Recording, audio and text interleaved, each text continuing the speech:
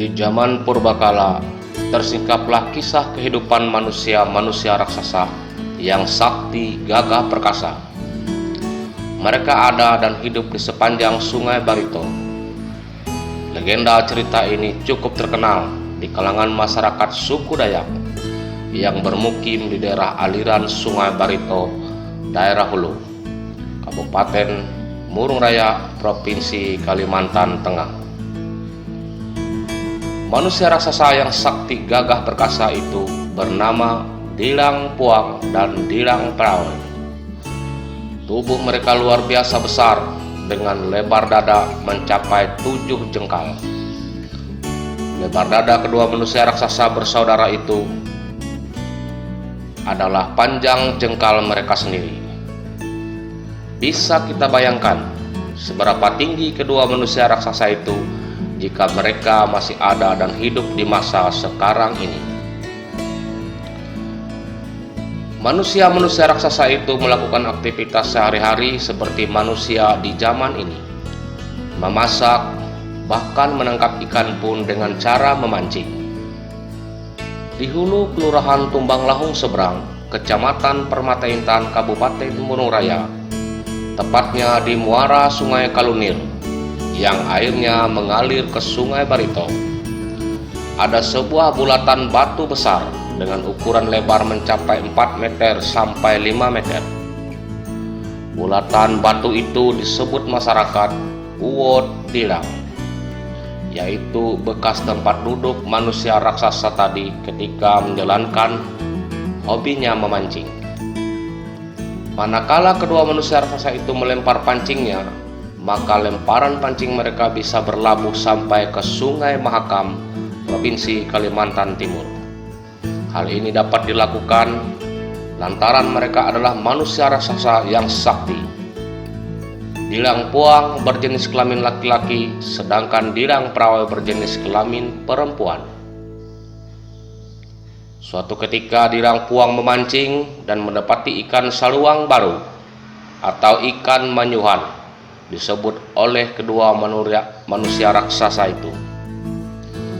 Manusia zaman ini menyebutnya adalah ikan jelawat. Ikan yang didapat Dilang Puang dari hasilnya memancing kemudian diserahkannya kepada adiknya Dilang Prawe agar ikan itu secepatnya dimasak. Setelah Dilang Prawe menerima ikan yang diberikan kakaknya Dilang Puang kepadanya, ia bergegas membersihkan ikan itu untuk dipanggang. Pada saat akan memanggang ikan saluang baru, sementara Dilang Puang kala itu berencana pergi untuk menebang sebuah gunung yang mana daerah itu direncanakan sebagai lokasi untuk perladangan. Sedangkan hasil batuan gunung akan dipergunakan Dilang Puang untuk membendung Sungai Barito. Saluang baru itu mulai dimasak adiknya di perapian tungku besar yang berada di tepian Sungai Barito. Tungku yang digunakan Dilang Prawe untuk memanggang ikan saluang baru berukuran lebar kurang lebih 2,5 meter dan tinggi kurang lebih 3 meter. Dilang Puang pun berpesan kepada adiknya, Dilang Prawe, ketika kamu memanggang ikan itu, jagalah perapiannya agar jangan sampai ekornya terbakar dan jangan kamu tinggalkan. Jikalau ekornya hangus terbakar, aromanya akan tercium olehku, sehingga akibatnya aku tidak akan dapat menyelesaikan pekerjaan menebang gunung. Setelah meninggalkan pesan untuk adiknya Dilang Prawe, Dilang Puang kemudian bergegas pergi. Beberapa langkah saja ia telah tiba di tempat tujuan. Dengan sekuat tenaga, Dilang Puang berusaha menebang sebuah gunung yang sangat besar dan tinggi. Namun saat pekerjaannya hampir selesai, peralatan sejenis beliung yang dipakainya bekerja tiba-tiba saja patah. Dilang Puang telah mencium semerbaknya aroma ekor ikan saluang baru. Dilang Prawe yang rupanya terbakar hangus.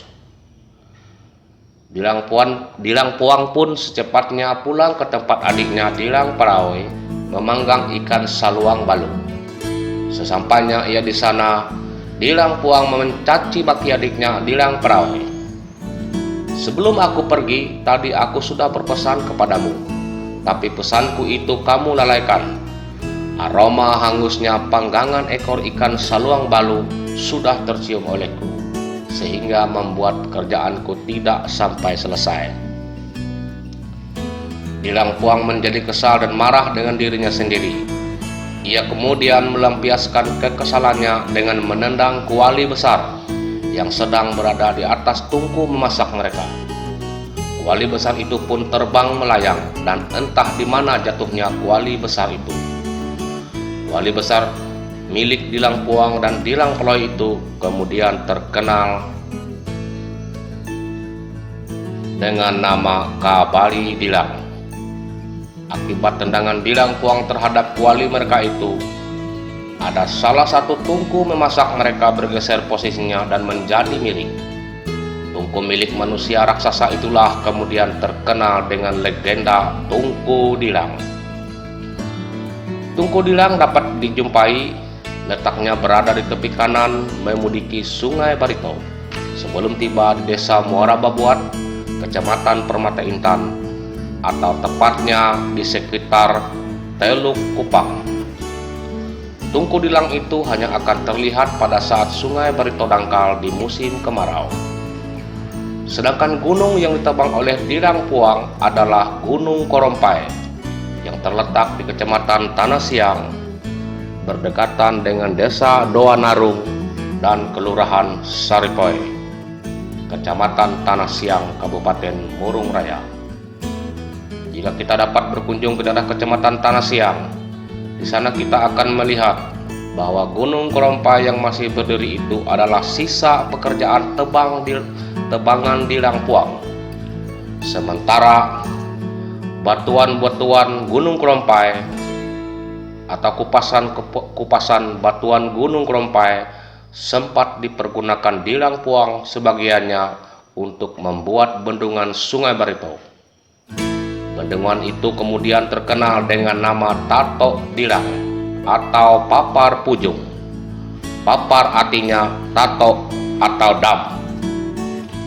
Papar Pujung terletak di hilir Desa Benau, Kecamatan Lahe, Kabupaten Barito Utara, Provinsi Kalimantan Tengah. Papar Pujung akan terlihat pada saat Sungai Barito dangkal di musim kemarau. Demikianlah cerita legenda tungku manusia raksasa yang terkenal dengan sebutan Tungku Dilang. Terima kasih.